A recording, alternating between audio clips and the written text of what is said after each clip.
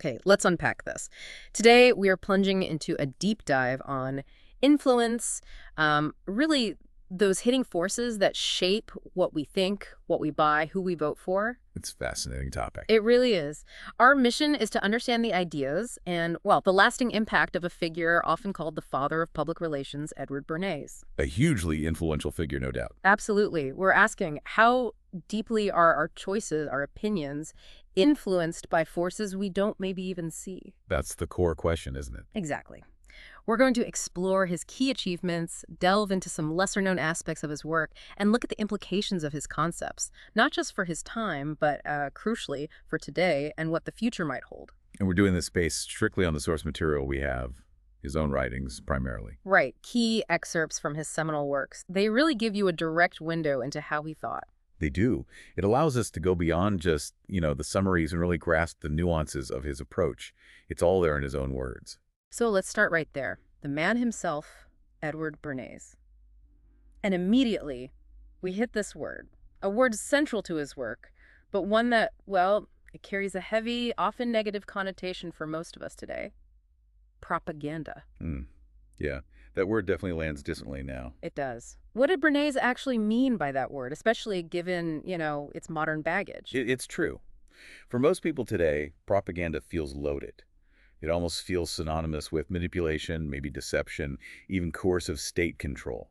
Yeah, it brings up some pretty unpleasant, maybe even sinister images. Right. It feels inherently untrustworthy, like something you need to be defended against. Exactly. And Bernays was acutely aware of this even back in the 1920s when he was writing. He argues in the sources that the word's meaning got twisted, particularly during World War I. Ah, the war context. Exactly. It became associated with wartime lies, manipulation, that sort of thing. So he makes a case for restoring what he saw as its original neutral meaning. Neutral. How did he define it neutrally?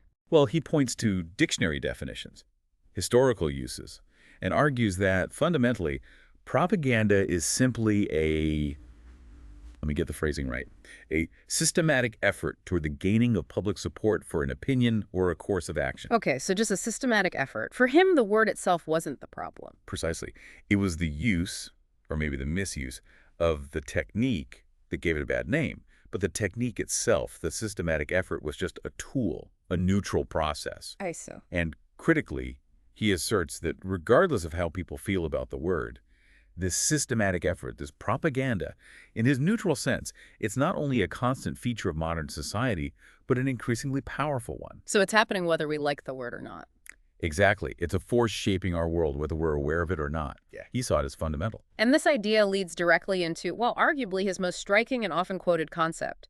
He wrote that the conscious and intelligent manipulation of the organized habits and opinions of the masses is an important element in democratic society. That sentence alone, it feels like a gut punch to traditional democratic ideals, doesn't it? It's a very direct statement. Provocative, certainly. And he doesn't shy away from the implication at all. No, he doubles down. He immediately introduces this idea of an invisible government. He says that those who understand and manipulate this unseen mechanism of society constitute the true ruling power. Okay, invisible government, true ruling power. It's easy to jump to conclusions there. Secret elites, shadowy conspiracies. It definitely sounds like something out of Thriller, you're right. But Bernays presents this invisible government not as some sinister plot, but as a logical and, in his view, necessary outcome of organizing a complex democratic society. Necessary? How can manipulation and an invisible government be necessary for democracy? That seems counterintuitive. Well, think about the sheer scale and complexity of modern life, even back then. Yeah. Millions of people, diverse opinions, endless choices. How does any sort of coordinated action even happen? Right. How do you make decisions? Yeah, exactly. How do individual voters, faced with maybe dozens of candidates, make informed choices? Bernays argues that this invisible mechanism, orchestrated by an intelligent minority who understands social forces, is what simplifies and structures all that complexity. So they act as filters, organizers. Or precisely. Yeah. He uses political parties as an example. Without parties, he argues, individual votes would just scatter, leading to confusion, no clear mandates. Parties simplify the field, narrow down choices. Okay, I can see that for politics. And he extends that idea to complex public questions. Imagine if every single citizen had to independently research every facet of, say, monetary policy or international trade to form an opinion. Society would grind to a halt. Right, or consumer choices. If you had to chemically test every brand of soap or verify every claim yourself, daily life would be impossible. So his argument is that society kind of consents to having its choices narrowed, its understanding filtered, its opinions guided by this organized effort through propaganda. That's his fundamental assertion, yeah. He sees this invisible government as the natural emergence of leaders, experts, organizations who are just adept at sifting information, understanding mass psychology, and guiding the public, because the sheer complexity demands some kind of simplification and structure. So the skill itself confers the influence. In his view, yes. Those who understand the mental processes and social patterns of the masses are, by virtue of that understanding and skill, the ones who influence and guide. It's about managing the overwhelming volume of modern existence. Okay, so he views this conscious manipulation propaganda in his neutral sense, not just as possible, but as fundamental, even necessary, and growing more powerful. How then does he suggest this manipulation should actually, work? This gets into his psychological approach, doesn't it? A shift from older methods. Right. This is where it gets really interesting. He draws a sharp contrast between what he calls the old propaganda or old salesmanship and his new salesmanship. What was the old way like? The older approach, he explains, was based on a simpler, almost mechanistic psychology. The mind is a machine that reacts predictably to a stimulus. Like just repeating a command, you buy O'Leary's rubber heels now, that kind of thing. Exactly that kind of thing. A direct assault on resistance, aimed at the individual, relying on sheer force, repetition. It treated people as isolated units responding rationally, or at least predictably. And the new salesmanship was different. Completely different. This is where you see the subtle but significant influence of his uncle, Sigmund Freud. Bernays acknowledges that people are often unaware of the real, deeper, hidden motives driving their actions. Ah, the subconscious stuff. Right. People might give a rational reason, I bought this car for fuel efficiency, but the true, perhaps unconscious motive could be status, freedom, maybe even fulfilling some suppressed wish through a compensatory purchase. So the car isn't just transport, it's a symbol. Or a substitute. Exactly. Bernays argued that the successful propagandist or public relations counsel, as the field became known, needed to understand these true hidden motives, not just the surface reasons people give. So you don't just listen to what people say they want. You have to dig deeper. He describes human desires and instincts as the steam, which makes the social machine work. You need to understand that steam, that energy, if you want to guide the machine. So instead of shouting a command, the new method is about understanding those deeper drives and then creating an environment. Yes, that's the core strategic shift. You create circumstances. You tap into those desires. The goal isn't to directly overcome resistance, but to bypass it. Sway the emotional currents so buying the product or adopting the opinion feels like the public's own idea. Make it feel natural, socially desirable. Precisely. Let's talk about that piano example from the sources. It really illustrates the shift, doesn't it? It's a perfect example. The old way, ads saying, buy piano. Simple, direct. And probably expensive and not very effective. Right. Bernays' approach, totally different. The goal was still to sell pianos, yes, but they did it by first making the idea of a music room desirable. How? How do you make a room desirable? By associating it with authority and prestige. They worked with influential interior decorators, got them to feature music rooms in designs and publications. They involved society leaders, artists, got endorsements, linked it to home aesthetics. So using influencers, basically. Exactly, the influencers of that era. They even got architects to include music niches in building plans.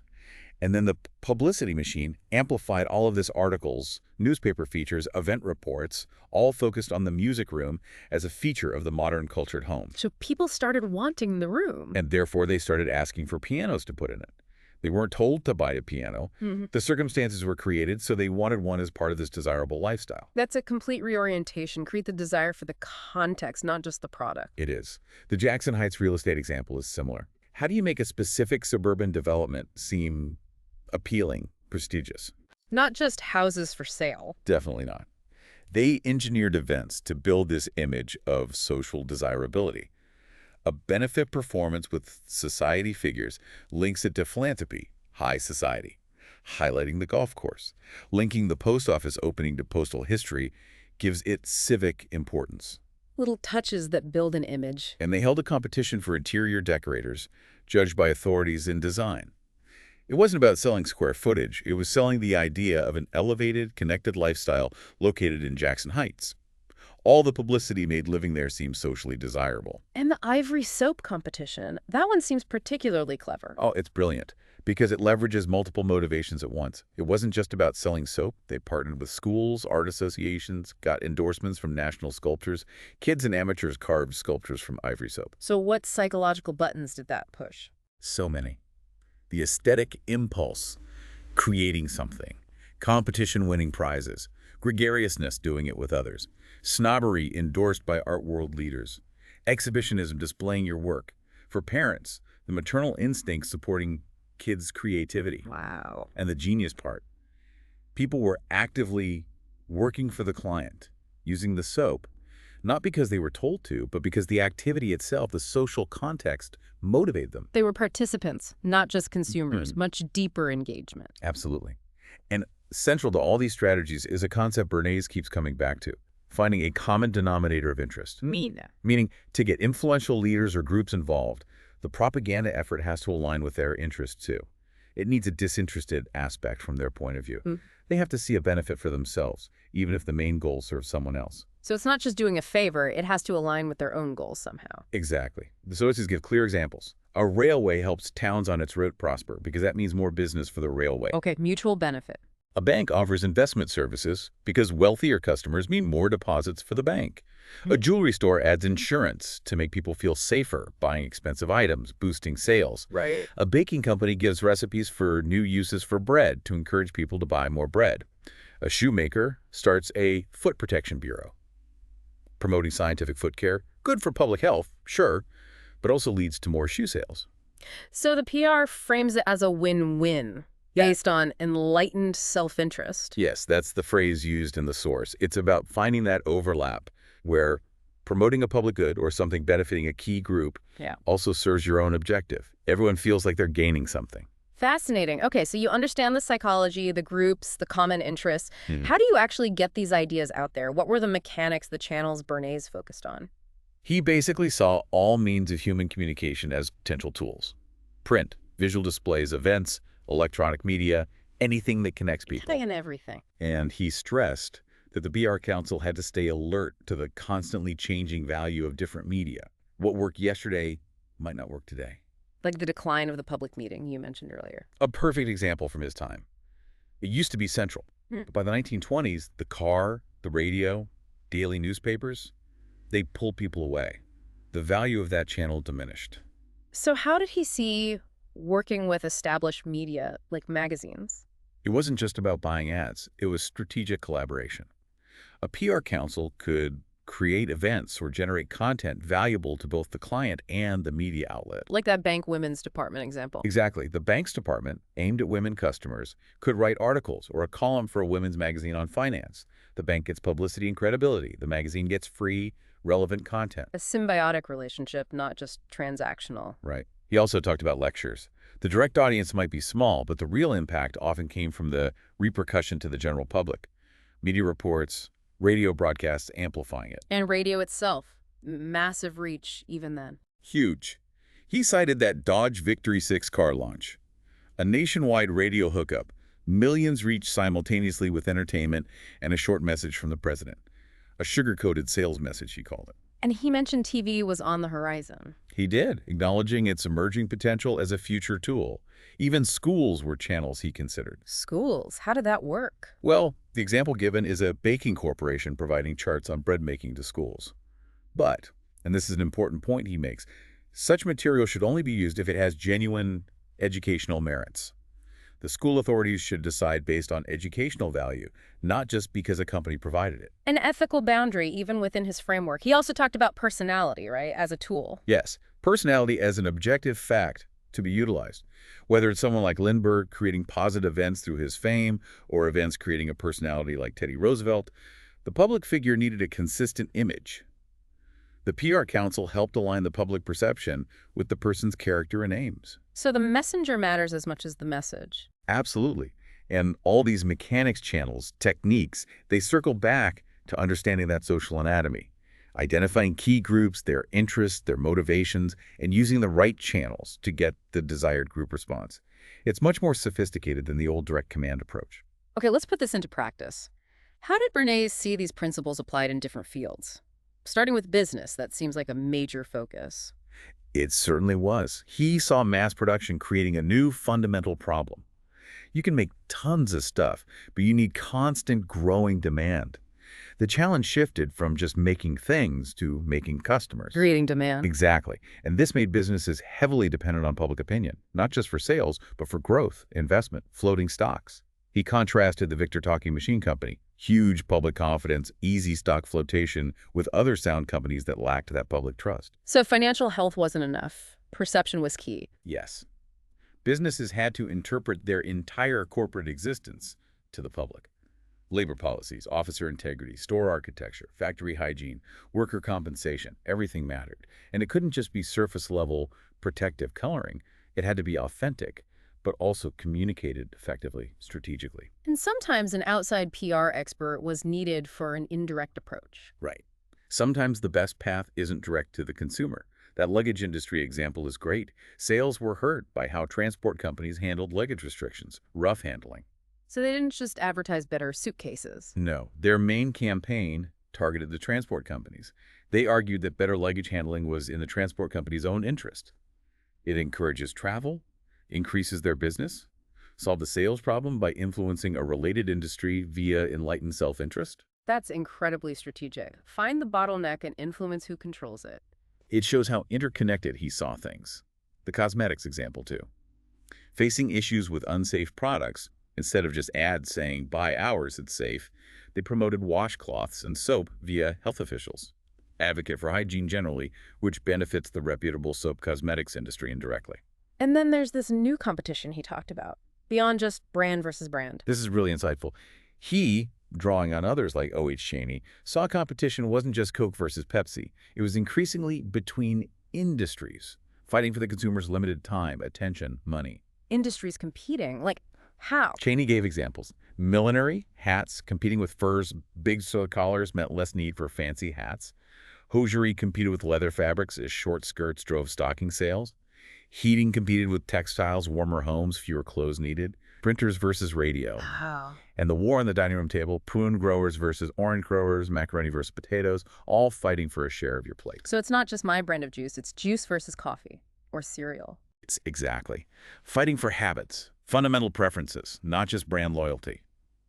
Bernays saw future competition involving both advertising and this broader propaganda shaping tastes to favor whole categories.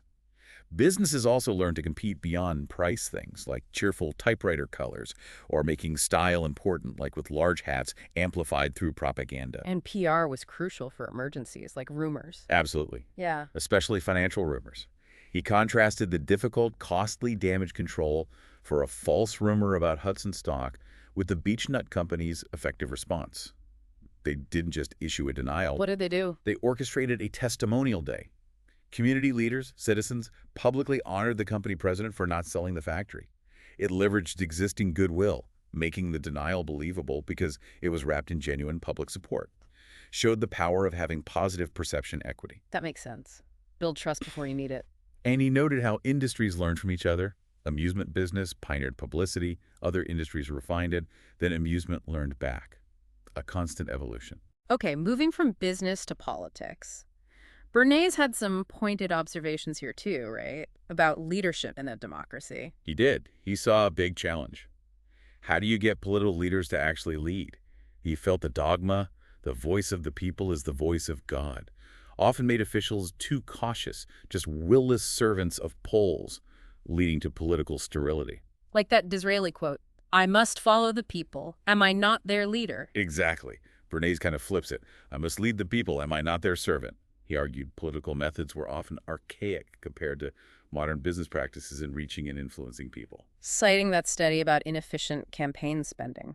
Right, the Emily Newell Blair study over $15 to potentially change one vote via traditional means. He saw that as primitive compared to strategic, psychological methods in commerce.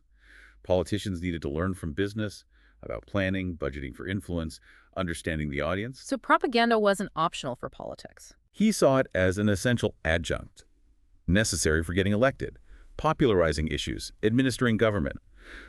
Politics needed business insights, but more profoundly, it needed to educate emotions and instincts, not just intellect or party lines, How? by connecting issues to the personal interests, identities of society's various interlocking groups.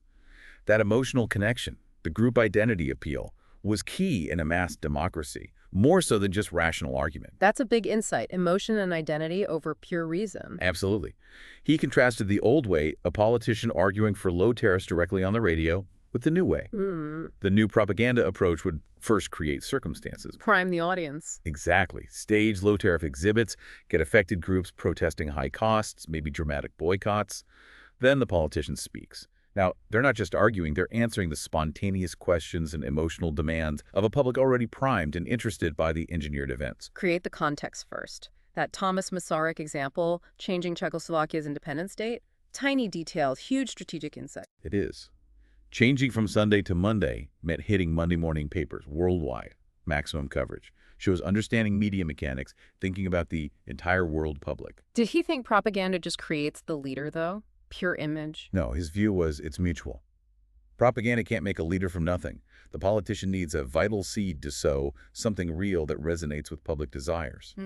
But the public also needs fertile ground. Propaganda prepares the ground, helps the seed reach it. And using balloons to test the water. Yes, like wartime peace feelers. Anonymously float an idea, unsigned article, leak suggestion, gauge public reaction through meetings, telegrams, editorials, test receptivity before committing to a policy. It's using propaganda for intelligence gathering. What is a big structural suggestion for government? Building on ideas for interpretive bureaus, he proposed a cabinet-level Secretary of Public Relations, reporting to the president. Their job?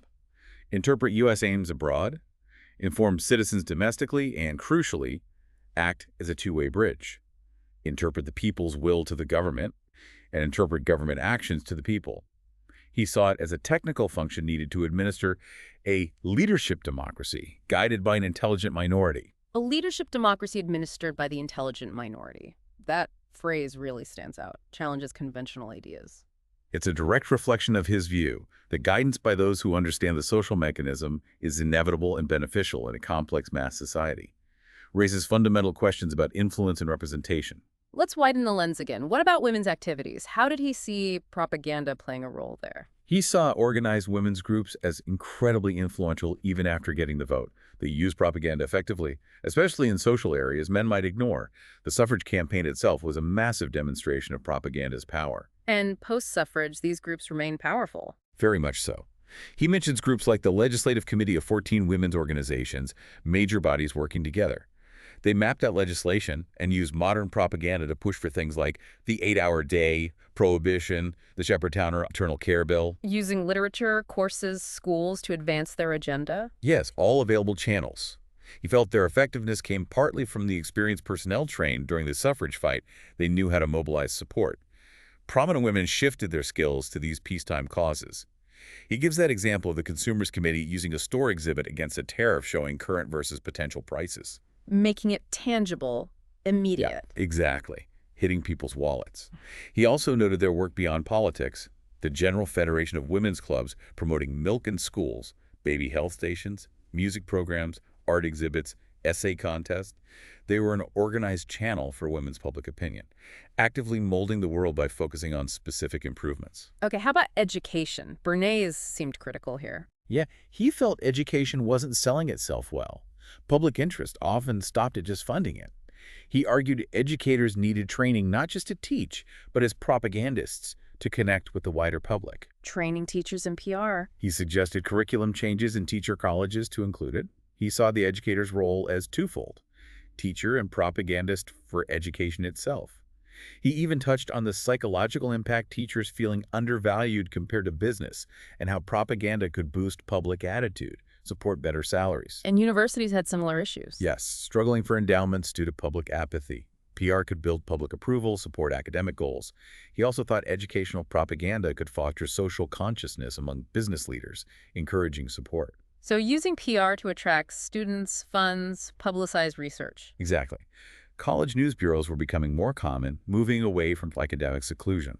That Harvard professor's Mayan calendar discovery is a case in point. Without a press agent, James Seymour, it might have stayed obscure. Seymour publicized it, made it known. Shows how crucial publicity became, even for academics. Even universities needed image management. Right. Presidents managing the public mental picture, using PR counsel to emphasize undergraduate life or cutting-edge research, depending on perception needs. And museums, he felt, were often seen as dusty morgues. Instead of dynamic teachers. Exactly. They needed propaganda to interpret treasures, make them relevant, let their standards permeate daily life. Like adapting a Greek vase design for China, bringing museum aesthetics to the people, Right. breaking down institutional walls. Making it accessible. Right. He acknowledged potential abuses in educational propaganda, but saw it as necessary for these institutions to be leaders in a mass society. Social service seems like another natural fit for propaganda, relying on public support. Absolutely. Dependent on voluntary support, they had to use propaganda continually. Their leaders were early adopters, the main enemy, often just inertia, changing habits. And the NAACP campaign against lynching is a key example here. A powerful one. Strategically holding their convention in Atlanta, a statement on a Southern issue from a Southern city carried more weight. And involving Southerners was key. Crucial. Getting national figures was important, but enlisting Southern leaders, like ministers advocating interracial amity, was vital. The climax was black and white Southerners sharing a platform publicly highly dramatic then, generated huge national press, resonated even in the South. So the strategy-setting messengers event gave the message power? Precisely. A meticulously constructed event for maximum psychological and media impact. He noted charities adopting modern methods, selling ideas like toothpaste, many standard social campaigns, dental hygiene, parks, TV awareness, infant mortality. He saw fundamentally as propaganda aimed at changing habits or opinions for social good. Finally, art and science. How did he see propaganda's role there? In art, he saw propaganda creating opportunities in applied commercial art. Mass production needed to compete on aesthetics, not just price. Business used propaganda to elevate cultural levels by associating products with artistic authority. The silk and Louvre example. Perfect illustration.